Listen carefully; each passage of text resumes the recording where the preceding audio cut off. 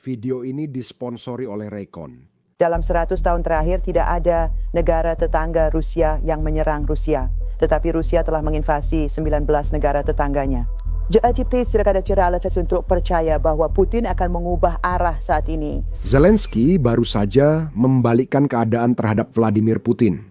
Membongkar kebohongan terdalam Kremlin. Di panggung dunia, selama ini Putin telah menggunakan satu alasan sinis untuk menggagalkan negosiasi perdamaian. Kami tak akan terima kesepakatan damai selama Zelensky berkuasa. Itulah yang selalu dia katakan. Dia menyebut Zelensky sebagai pemimpin tidak sah karena masa jabatannya telah berakhir. Dan dia menggunakan kebohongan ini untuk menunda negosiasi dan mencari alasan agar pada akhirnya bisa melanggar kesepakatan apapun yang dia tanda tangani. Kini Zelensky membuktikan Putin hanya menggertak. Dia mengatakan bahwa dia siap mengadakan pemilu dengan satu syarat saja, dan langkah ini adalah langkah yang jelas-jelas tidak diduga oleh Putin. Itu karena reaksi dari Rusia langsung dan panik. Hanya beberapa jam setelah menuntut pemilu, pejabat Rusia sekarang mengecam usulan Zelensky sebagai manipulasi murni dan gertakan yang arogan. Mereka menyebutnya sebagai alasan untuk menggagalkan proses perdamaian. Itu berarti Putin telah terbongkar, dia sebenarnya tidak menginginkan pemilu, dia hanya ingin penyerahan paksa. Jadi mari kita mulai dari awal. Sekarang, saya yakin kalian tahu Rusia sudah lama meminta diadakannya pemilu. Bahkan mereka sudah melakukan ini selama lebih dari 1 tahun sekarang. Awal tahun ini, saat Presiden Trump mulai menjabat, Putin makin gencar dengan retorika tersebut. Lihat pernyataannya di Februari. Kamu bisa melakukan apapun yang kamu mau, tapi itu hanya karena ketidaktahuanmu sendiri. Itu namun jika dia ingin bergabung saya akan dan Biden yang ingin bernegosiasi dengannya. Ini adalah masalah yang sangat serius yang seharusnya menjamin keamanan Ukraina dan Rusia untuk prospek sejarah jangka panjang. Tidak boleh ada kesalahan, tidak boleh ada kekasaran di sini. Semuanya harus sudah disempurnakan sesuai dengan konstitusi Ukraina oleh Presiden Ukraina. Bahkan halnya di kondisi militer sekalipun. Dia tidak memiliki hak untuk bernegosiasi dengan siapapun selain Zelensky sendiri. Tetapi hanya dia yang tidak memiliki hak untuk memperpanjang kekuasaannya. Hanya Badan Perwakilan Kekuasaan, hanya Rada yang memiliki hak untuk memperpanjang kekuasaan mereka, yaitu Parlemen Ukraina. Apakah kau ingin, tapi hanya milikmu sendiri? Sebagai pekerja komputer seharian demi memberikan liputan mendalam seperti ini, saya harus meninjau banyak video dan menghadiri banyak panggilan panjang. Jadi, saya harus terus memakai headphone besar dan berat ini. Karena membuat saya sakit kepala, saya mencari opsi lain secara online yang lebih ringan, tapi tetap berkualitas suara bagus. Saat itulah Raycon mengirimkan saya earbud Open Essential mereka, dan itu benar-benar mengubah segalanya bagi saya. Kualitas suara luar biasa, baterai tahan hingga 36 jam, dan nyaman dipakai seharian dengan earbud ini. Lihat, mereka sebenarnya punya desain open ear yang sangat nyaman sehingga kadang-kadang saya bahkan lupa kalau saya sedang memakainya. Lebih hebatnya, saya bisa menghubungkan ke semua perangkat saya dengan perpindahan yang mulus. Jadi saat mau ke gym, saya bisa langsung sambungkan ke ponsel dan kembali ke komputer saat ingin bekerja. Bagian terbaiknya, Anda mendapat kualitas suara premium seperti merek besar, tapi harganya hanya setengahnya. Natal segera tiba, Raycon memberikan diskon 20% untuk semua produk di situs mereka. Ini waktu tepat meningkatkan kualitas suara atau mulai menyiapkan hadiah lebih awal. Penawaran awal ini tidak akan bertahan lama, jadi segera manfaatkan sebelum habis. Klik tautan di deskripsi atau kunjungi buyraycon.tab.com/businessbasics untuk diskon 20%. Saya pakai Raycon dan Anda juga sebaiknya. Terima kasih Raycon atas sponsornya. Putin menyatakan Zelensky tak berhak menandatangani kesepakatan damai karena masa jabatan presidennya telah habis. Padahal, sebenarnya menurut konstitusi Ukraina, disebutkan bahwa tidak boleh ada pemilihan umum selama darurat militer. Ukraina memberlakukan darurat militer karena invasi Putin. Jadi, kalau Putin benar-benar khawatir tentang pemilu di Ukraina, mungkin sebaiknya dia berhenti saja menginvasi negara itu. Sebelum kita terlalu serius, saya ingin tunjukkan kejadian 2 hari lalu.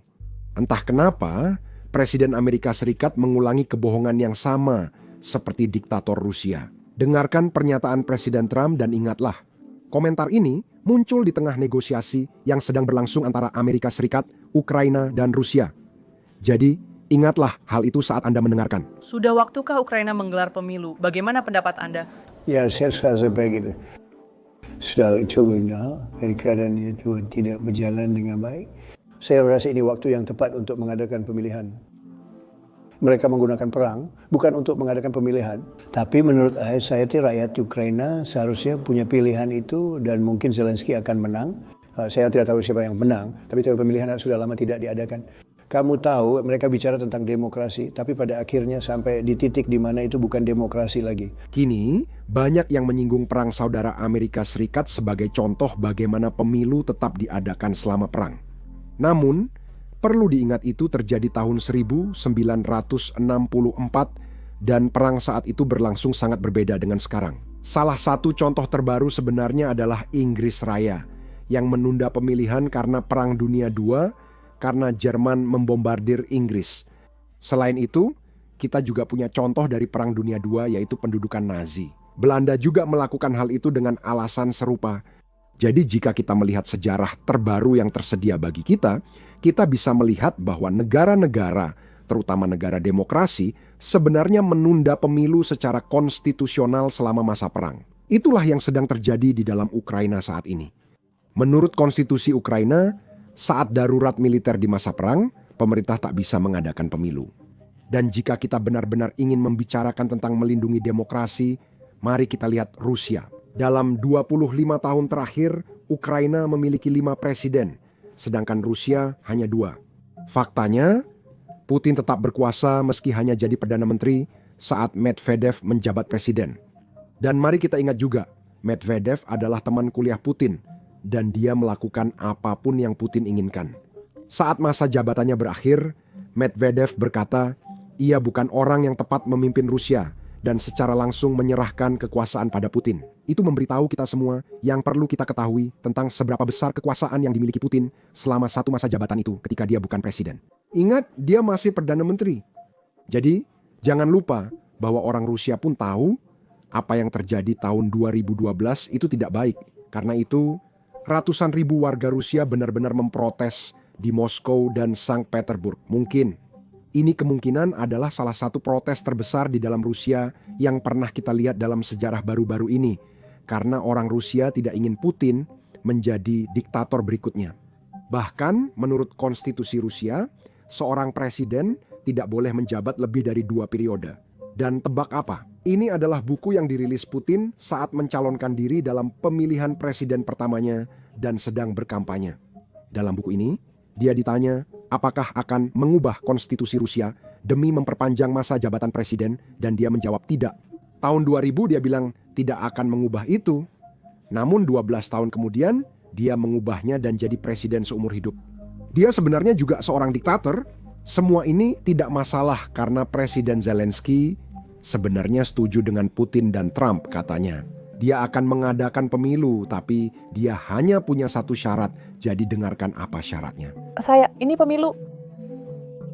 Lihat, saat ini kita sedang dalam keadaan darurat militer di Ukraina. Di bawah darurat militer, pemilu tidak diadakan. Itu tercantum di konstitusi, bukan keputusan saya, itu hukum. Soal mempertahankan kekuasaan, saya sudah sering mengatakan, saya siap mengadakan pemilu secepat mungkin. Tapi tidak dalam kondisi di mana rakyat kita sedang meninggal, di mana sebagian wilayah negara kita diduduki, dan di mana kita tidak bisa menjamin keamanan bagi para pemilih. Dia bayangkan menggelar pemilu saat rudal jatuh di tempat pemungutan suara. Siapa yang mau ikut? Kemarin saya bilang jika Amerika Serikat dan Uni Eropa memberi jaminan keamanan yang benar-benar kuat, kita bisa mengadakan pemilu dalam 60-90 hari. Itu bukan soal kekuasaan, tapi tanggung jawab. Kita perlu perdamaian atau minimal gencatan senjata yang dipatuhi semua pihak. Tanpanya, pemilu hanya sandiwara, semua orang tahu. Perang bukan alasan, melainkan kenyataan yang dipaksakan. Kita berjuang demi demokrasi, bukan menentangnya. Jika ada yang berdaulat, mereka belum mendidik yang kita hadapi tiap hari. Dalam 60-90 hari ke depan, Ukraina siap mengadakan pemilihan. Pada dasarnya, apa yang dikatakan Zelensky adalah jika Putin sangat menginginkan pemilihan, bagaimana jika kita menempatkan pasukan NATO di Ukraina untuk mengamankan negara, lalu rakyat Ukraina bisa memilih dengan aman. Sekarang, Untuk memperjelas, Zelensky tidak menyebutkan pasukan NATO secara langsung. Dia menyatakan mitra Barat harus memberi keamanan agar rakyat Ukraina bisa memilih, dan itu poin yang adil. Ingat, Rusia menyerang kota-kota Ukraina setiap malam, mengirim ratusan drone, kadang hingga 500 drone dalam satu malam. Bagaimana kita bisa mengharapkan sebuah negara dan bagaimana kita bisa mengharapkan warga negara itu untuk memilih secara bebas ketika mereka terus-menerus dibombardir? Jangan lupa, sekitar 90.000 warga Ukraina berada di garis depan membela negaranya. Jika ada pemilu, Ukraina ingin semua tentaranya dapat memilih. Siapapun yang ingin mencalonkan diri di pemilu memiliki kesempatan luas. Dan jangan lupakan puluhan juta warga Ukraina yang harus meninggalkan negara mereka karena invasi Lidl Vladimir. Jadi ada pengungsi yang berada di negara-negara lain di seluruh Eropa, bahkan di sini di Amerika Serikat, dan saya yakin ada juga pengungsi Ukraina di Kanada. Jadi Ukraina mungkin ingin memastikan bahwa semua orang ini yang masih menjadi warga negara Ukraina dapat menyuarakan pendapat mereka dalam pemilu apapun yang diadakan Ukraina selama perang. Semua ini bahkan belum mempertimbangkan fakta bahwa Rusia terus berupaya mengacaukan pemilu dan proses pemungutan suara Ukraina. Karena, coba pikirkan, jika orang Rusia tahu bagian mana dari negara ini yang mendukung kandidat yang tidak disukai Rusia, mereka bisa saja membombardir bagian itu. Saat hari pemungutan suara, orang-orang tetap di tempat perlindungan bom, sehingga tidak bisa memilih. Itu cara mudah bagi Rusia mempengaruhi hasil pemilu tanpa benar-benar bertindak atau berusaha. Mereka dapat melakukan propaganda di media sosial yang sudah dikenal maupun di televisi. Saya yakin masih banyak cara lain yang bahkan saya tidak tahu yang bisa digunakan Rusia untuk mencegah pemilu bebas dan adil di Ukraina. Dan inilah alasan tepat mengapa Zelensky meminta keamanan dari mitra Barat. Artinya, bukan hanya Amerika Serikat, tapi juga negara-negara Eropa yang mendukung Ukraina. Jika Amerika Serikat peduli pada demokrasi di Ukraina, kita harus membantu Zelensky mengadakan pemilu yang aman dan bebas.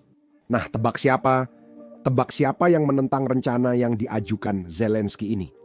Rusia, juru bicara Rusia baru saja mengecam Zelensky karena menuntut pemilu yang didukung asing, menyebutnya sebagai tingkat sinisme yang baru. Sebenarnya, dia tidak meminta pemilu didukung asing, justru ingin pemilu tanpa keterlibatan negara asing. Dia hanya menginginkan dan meminta keamanan. Namun, kini Rusia menentang rencana ini. Aku jadi penasaran kenapa, ya? Utusan diplomat Rusia lain menyatakan ini hanya cara menghancurkan proses dan negosiasi perdamaian yang sedang berlangsung. Tadi kita dengar Putin bilang perdamaian hanya terjadi jika ada pemilu, dan sekarang Ukraina sudah siap untuk pemilihan. Dan orang-orang Rusia mengatakan, oh, ini hanya alasan untuk menghancurkan kemajuan perdamaian. Di atas itu semua, ada lagi seorang diplomat Rusia yang mengatakan bahwa pernyataan Zelensky tentang kesiapan mengadakan pemilihan adalah gertakan sombong dan manipulasi aturan. Dia menetapkan syarat yang disengaja dan tak dapat diterima untuk pelaksanaannya. Tampaknya Rusia tidak menerima pemilihan bebas dan adil. Jadi intinya, Rusia ingin Ukraina mengadakan pemilihan, tapi ketika Ukraina setuju untuk mengadakan pemilihan, Rusia berkata, "Hei, itu tidak dapat diterima." Sebenarnya ini bukan hal baru. Seperti yang dikatakan oleh perwakilan Dewan Perwakilan Rakyat Joe Wilson, Ukraina telah menerima semua 6 proposal perdamaian yang diajukan Presiden Trump tahun ini. Rusia menolak semuanya karena Putin tak mau perdamaian. Dia hanya ingin menunda waktu agar negosiasi terus diperpanjang sehingga dia bisa terus membunuh keluarga dan anak-anak Ukraina.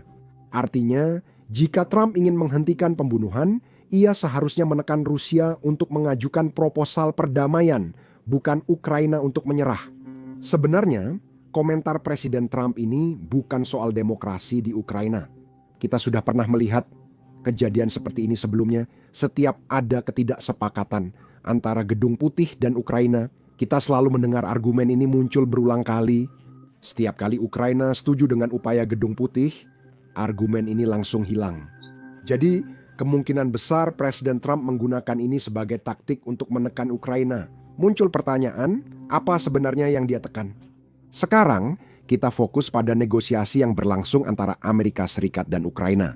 Menurut laporan Axios, proposal perdamaian Amerika menjadi semakin buruk bagi Ukraina setelah pertemuan 5 jam antara penasihat Presiden Trump, Steve Witkoff, dan Jared Kushner. Dan tentu saja Putin pada 2 Desember yang berlangsung di Kremlin. Rencana yang diperbarui mencakup syarat-syarat yang lebih keras seperti konsesi wilayah dan penyerahan kendali atas pembangkit nuklir Zaporizhzhia, serta sama sekali tidak ada jaminan keamanan. Menurut Axios, Zelensky diharapkan menyetujui kehilangan Donbas dalam percakapan telepon. Tidak ada negosiasi atau kompensasi. Jared Kushner dan Steve Witkoff benar-benar percaya bahwa perang ini tidak bisa berakhir kecuali Rusia mengambil alih Donbas, tetapi Rusia belum mampu mengambil alih wilayah ini selama 14 tahun. Mereka sudah mencoba berkali-kali dan tidak masuk akal dari sudut pandang militer bagi Ukraina untuk begitu saja menyerahkannya dalam negosiasi tanpa mendapatkan imbalan apapun.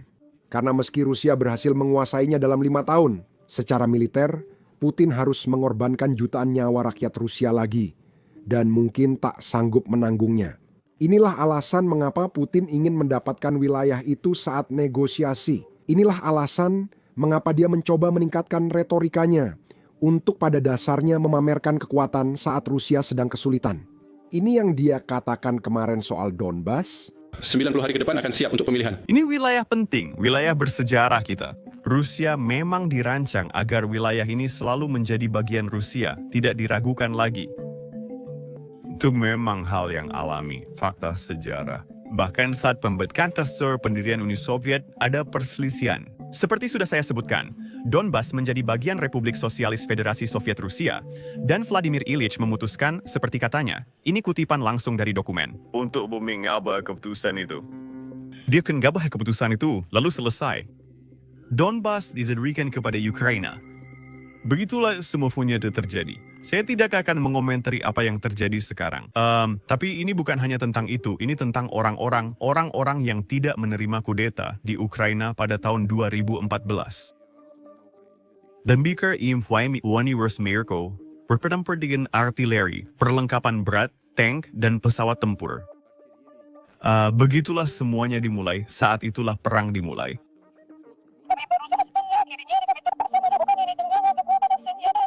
Kami akan membawa masalah ini hingga kesimpulan logis sampai tujuan operasi militer khusus tercapai. Maka 90 hari berikutnya akan... Jadi itu saja yang bisa saya sampaikan untuk kalian. Nama saya Sam, dan jika kalian belum berlangganan di bawah, pastikan untuk berlangganan. Kami perlu 3.000 pelanggan lagi agar mencapai 2 juta sebelum akhir tahun, dan itu sedang kami usahakan. Jadi mohon pertimbangkan untuk berlangganan, dan saya akan bertemu kalian di video berikutnya.